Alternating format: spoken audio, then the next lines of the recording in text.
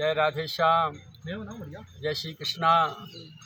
श्री गिरिराज भगवान की दंडवती को आज नौ तो है। आ जाओ सब लोग, हम अकेले अकेले नहीं लगाएंगे, हमारे संग कछु गाल वाल गोपी वाल चल रहे हैं। तुम्हें लगानी हो तो तुम आ जाओ प्यारे। तो अचानक मन में आ गई और गिरिराज जी ने आज लुढ़का दिए।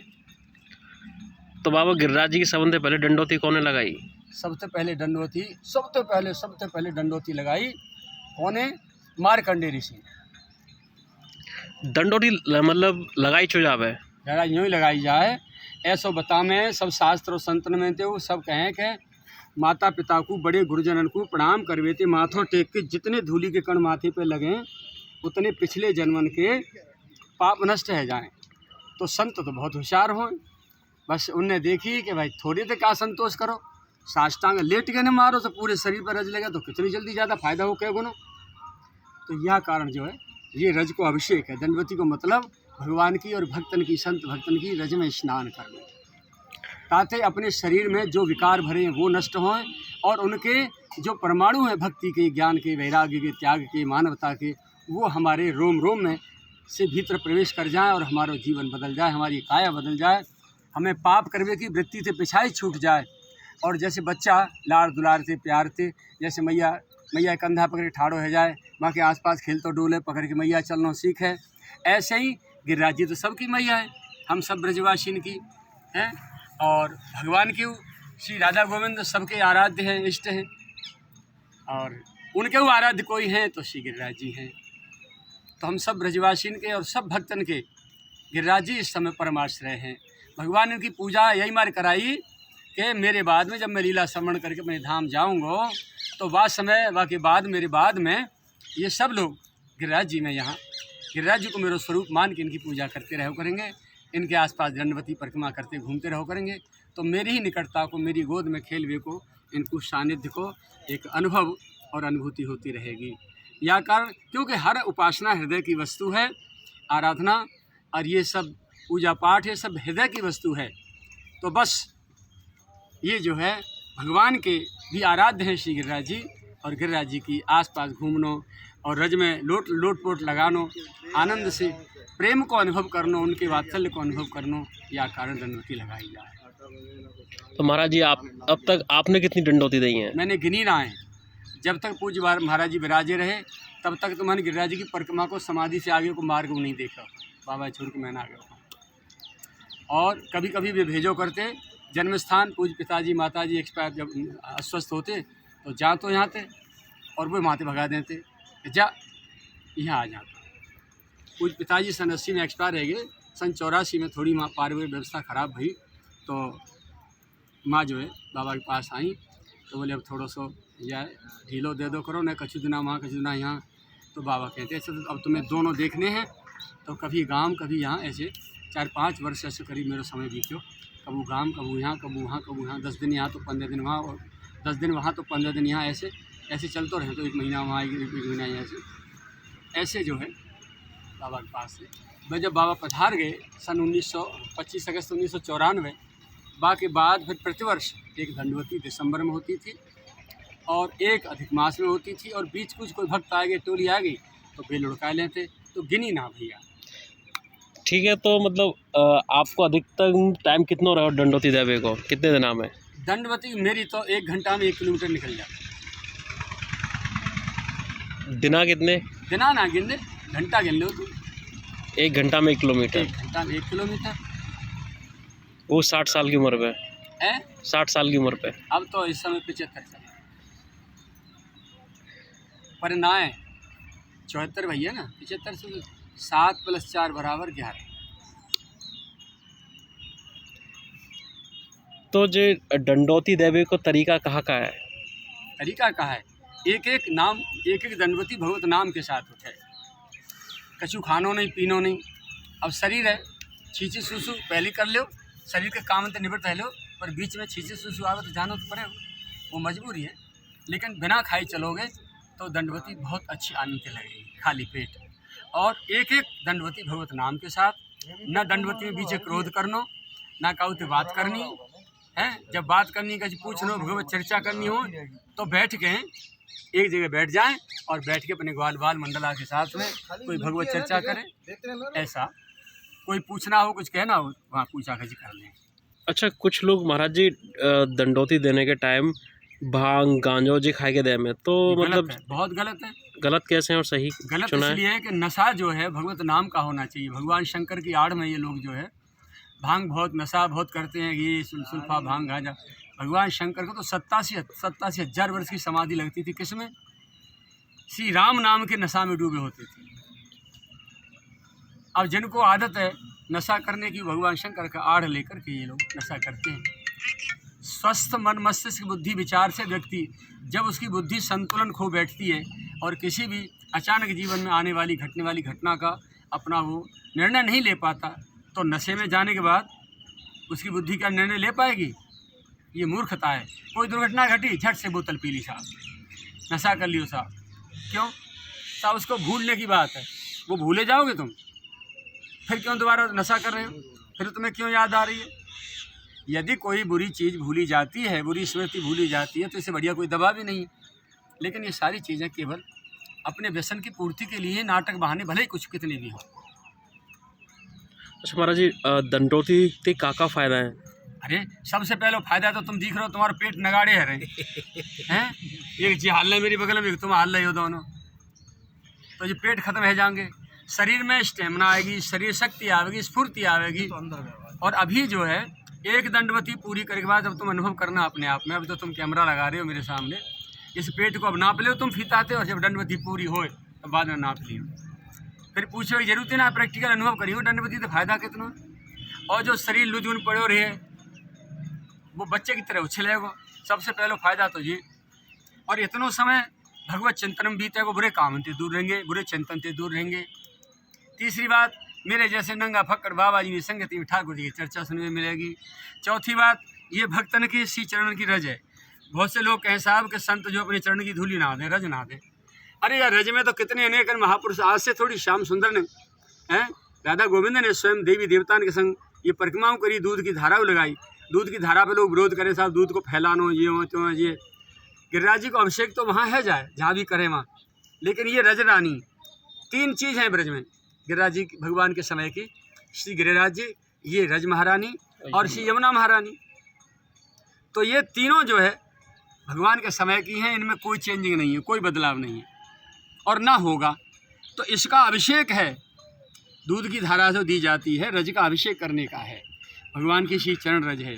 और ये प्रेम प्रदाता, भक्ति प्रदाता, ज्ञान प्रदाता, वैराग्य प्रदाता, आनंद प्रदायनी, ये श्री ब्रजरज महारानी। ये तो निरंतर अंग पर लगी रहनी चाहिए। हमारे पूज्य बाबा महाराज जी जब तक हम लोग ब्रजरज नहीं लगा देते भाल पे, तब तक स्नान के बाद भी उनका एक चरण नीचे रज पर, धरती पर रहता था, ब्रज भूमि पर रहता था, स्नान के समय भी, भला कितना भी शीत क्यों न सही। इसलिए हम जल्दी स्नान करा के देह पहुँच के जल्दी उनके भाल पर रज सजाते थे। रज लगी तब उठा के अपना चटाई पर आसन बैठते थे। तो ब्रजरज निरंतर लगी रहनी चाहिए, मस्तिष्क में और शरीर में ब्रजरज लगी रहनी चाहिए, अंग में। इसीलिए क्योंकि ये प्रेम का, भक्ति का, ज्ञान का स्रोत है और प्रदाता भी है और सबको आश्रय देती है। जितने संत भक्त हैं सब इसमें लौटते हैं। कितने भक्तों ने दंडवती लगाई हैं, परिक्रमाएँ लगाई हैं, कितने आंसुओं से जो है भजन करते हुए, जप करते हुए परिक्रमा जाते हैं। देखो वो जा रहे हैं, नहीं देखो अभी जा रहे हैं, दिखाओ कैमरा में, वो जा रहे हैं परिक्रमा लगाते हुए, पीछे से आ रहे हैं, देखो परिक्रमा लगाते हुए, देखो परिक्रमा लगाते हुए लोग आ रहे हैं। ये इतने समय के लिए हम संसार को भूलते हैं और भगवान की याद आती है, भगवान के भक्तों की याद आती है। कितने संतों की साधना स्थलियाँ हैं और आगे मार्गों में कहीं कहीं कितने संतों की अपनी समाधियाँ भी हैं, साधना स्थली हैं, भजन पूजा स्थली हैं। तो सबका दर्शन भी उनके दिव्यतम परमाणु। और सबसे बढ़िया बात क्या है, साइंटिफिक रीजन, वैज्ञानिक तथ्य के अनुसार हम देखिए, आप और हम सबके पास ये अनुभूति है। ऐसा कोई नहीं जिसके पास ये अनुभूति न हो। रास्ते में चलते चलते कई बार अपना मन बहुत अच्छा फीलिंग करता है, अनुभव महसूस करता है, अनुभव करता है। और कई बार चलते चलते मन में बहुत दुर्विचार, बुरे विचार आते हैं। वो मन की खराबी नहीं है, वो वहाँ के इन्वायरमेंट की खराबी और अच्छाई है। मन तो स्क्रीन है टीवी की तरह, वो तो दिखाता है। श्वास हम जहाँ जहाँ लेते हुए गुजरते हैं, प्रसारित करते हुए चले जाते हैं, तो बस वहीं सांस लेने पे ऊपर से सांस के माध्यम से जो उनका जहाँ स्थली का परमाणु हमारे भीतर जाता है, वही हमारे विचारों में अपने में दिखाई देता है। विचार परिवर्तित होते दिखाई देते हैं। तो जहाँ अच्छे विचार मन में आए, समझ लो कि यहाँ किसी अच्छे पुरुष ने बैठ के साधना की है, भजन किया है भगवान का, है ना, तो उसका ये दिव्यतम परमाणु इस स्थान पर मौजूद है। क्योंकि हर व्यक्ति जहाँ बैठता है वहाँ सांस छोड़ता है, सांस लेता है, जो सोचता है, जो चर्चा करता है, वो भी इन्वायरमेंट में स्टोर हो जाती है। तो कई बार हमारा मन उस स्थान पर जब निकलता है या बैठता है, बहुत अच्छा फीलिंग करता है, अनुभव करता है। और आगे चलते कई बार देखो तो बहुत मन खराब होता है। दावानल कुंड है सीधाम वृंदावन, ठीक है ना, वहाँ के परमाणु ऐसे हैं क्योंकि वहाँ भगवान ने दावानल का पान किया था, है ना, और वहीं कई असुरों का वध किया है। उस स्थली में आज भी वहाँ ऐसे परमाणु हैं। मेरे दादा गुरु पूज्य श्री उड़िया बाबा जी महाराज जैसे महापुरुष, उनका स्थान वहीं है। और वहीं वो कीर्तन में और उसमें मस्ती में बैठे थे, विराजे थे।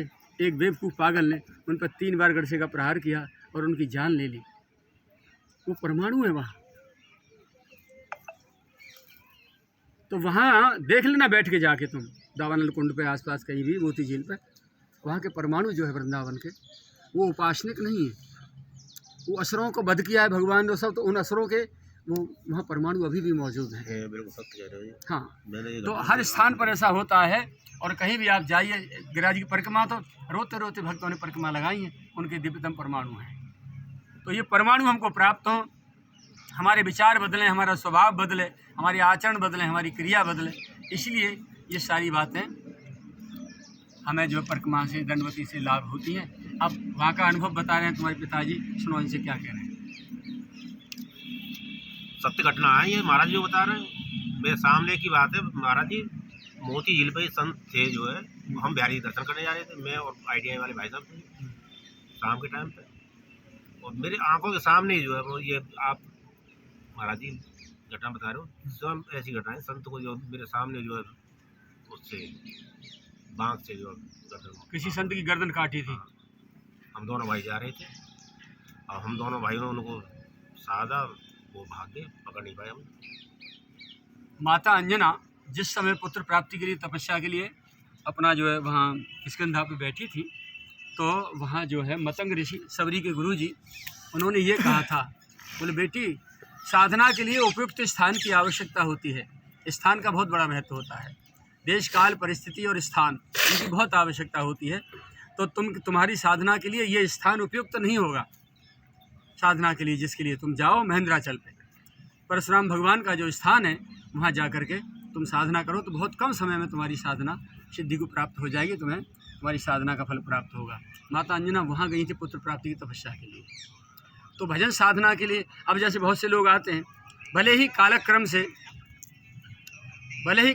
से और समय के दुष्प्रभाव से आज संतों की स्थलियों का जो भी रूप कर दिया है, जो स्वरूप बना दिया है भूमाफिया लोगों ने और असुरों ने, यहाँ जहाँ भी स्थलियाँ हैं वहाँ उसे इन स्थानों को कब्जा करने के मूड से भले ही, लेकिन वो स्थान को भले ही कब्जा कर लें, नीचे दूषित कर दें धरती को, पृथ्वी को, लेकिन उनके दिव्यतम परमाणु को नष्ट करने की उनकी औकात नहीं है। संत जो रो के जहाँ साधना कर गए हैं, उस स्थान पर उनके दिव्यतम चिंतन के, भगवत चिंतन के परमाणु, उपासना के परमाणु निरंतर विद्यमान रहेंगे, कभी भी किसी भी युग में मिट नहीं सकते। इसलिए महापुरुषों की स्थलियों पर जाकर बैठना कुछ क्षण साधना स्थलियों पर साधक के लिए बहुत लाभकारी होता है। उसकी साधना में बहुत प्रगति होती है और उसके भीतर अच्छे शुभ विचार और उपासनिक विचारों का भंडार हो जाता है और दूसरे विचार बाहर निकल जाते हैं। जब भी आप कहीं जाएं, मेरा प्रैक्टिकल परीक्षण है, जिस साधना स्थली पर आप जाएं संत की पे, वहाँ बैठें, कुत्ता भी झाड़ के बैठता है, तो तुम मान लो गंदगी पड़ी है तो अपना थोड़ा सा स्थान ऐसा करके उसमें बैठ जाओ, इधर उधर मत देखो क्या पड़ा है। तुम्हें वो दिव्यतम परमाणु प्राप्त करने हैं तो वहाँ बैठो और बैठ करके श्वास, दीर्घ श्वास खींचो लंबी लंबी, फिर रोको और फिर निकालो। ऐसी 50-40 सांस खींच के छोड़ो और निकालो, और लास्ट में अंतिम सांस को छोड़ के निकाल के फिर सांस मत लो, निर्वात होकर के निश्वास होकर बैठ जाओ। तो तुम्हारे दूषित जो विचार हैं, तुम देखोगे कि तुम्हारे भीतर से मन मस्तिष्क में से टेंशन सारे बाहर हो चुके हैं और उनके दिव्यतम परमाणु भीतर भरे हैं और ब्रेन वॉश हो चुकी है और उपासना के भीतर से आपके विचार उठने लगेंगे। ये प्रैक्टिकल है, कहीं भी आप जाके देख लेना प्रैक्टिकल करके, ये मेरा अनुभव। तो महाराज जी जैसे कि गोवर्धन की परिक्रमा में या वृंदावन की परिक्रमा में जितने जो भंडारे करामे का हैं, भंडारे दावत है, जितने भी, फिर दोना पत्तल पन्नी प्लास्टिक कचरा जो परिक्रमा या परिक्रमा की नाली में या गिरिराज की तलहटी में डाल जामे का है, तो इनका जो आपको कहाँ संदेश है और जा चीज़ से कहाँ दिक्कत है, कहाँ तकलीफ़ है, और जा चीज़ जो करके जामे का है जो भक्तजन और जो आमे का है, इनको कहाँ परिणाम मिलते हैं उनमें? भैया पहले तो ज़्यादा था, लेकिन अब जो है उज्ज्वल ब्रज नाम से एक जो है संस्था कार्य कर रही है और अपने यहाँ के जो सरकारी प्रदेश शासन की ओर से विकास प्राधिकरण और तीर्थ विकास परिषद भी इस पर बहुत अच्छा कार्य कर रहे हैं। उनके ट्रैक्टर टोलियाँ और सेवक जन वो परिक्रमा के बाद में उस सारे के सारे दोना पत्र पन्नियों को उठाते हैं, ट्रैक्टर टोलियों भरते हैं और बाहर ले जाके कहीं कहाँ उसकी क्या गति करते हैं, जलाते हैं, फूंकते हैं, पजारते हैं या कहीं क्या करते हैं, वो जाने पर यहाँ से भर के जाता है। ये हम जरूर देखते हैं। अब इस समय सफाई का विशेष ध्यान है गिरिराज जी परिक्रमा में और स्थान जो है निरंतर झाड़ू वाले सफाई वाले भैया कर्मचारी लगा रखे हैं, उन्होंने सेवक लगा रखे हैं। कर्मचारी कहना तो अच्छी बात नहीं है, सेवक हैं, भले ही सारे बेचारे अब बच्चे हैं उनके तो वही इतने को होंगे, लेकिन फिर भी उनके लिए ये सेवा का मौका मिला है तो भगवान की कृपा ही है उनके लिए ये। तो वो सफाई में लगे होते हैं, परिक्रमा साफ होती है और सफाई हो रही है। अब तो पहले तो थोड़ी दिक्कत होती थी, अब अच्छा है, अब कोई दिक्कत नहीं, अब सब बढ़िया है। तो महाराज जी डंडोती में कैसा आनंद आ रहा है? आए हाय हमसे का पूछे लाला, तेरे रसगुल्ला में तो ये आनंद नहीं आम तो हो हैं, तो तेरी ससुराल जावे में जितनो आनंद नहीं आम तो हो, नंसार जावे में नानी की गोद में लोटवे में जितनो आनंद नहीं आम तो हो, जितनो हमें हमारी तो नानी नाना जीजा फूफा हैं, मामा सारो भैया माँ बाप जो कछु है यही तो हैं, यही है हमारे तो, और हमारे पास और है कहाँ, हमारे पास यही धन है, सदगुरु कृपा को प्रसाद यही है। गिरिराज जी हमारे राधा गोविंद है, हमारे सदगुरु भगवान है और भगवान के भक्त हैं, यही हमारा परिवार है, ये हमारा कुटुंब है, यही हमारे इष्ट मित्र नाते रिश्तेदार है भैया, और ये हमारी आश्रयदाता ये जननी है। ब्रजराज महारानी की जय। जय हो राजधरण की जय।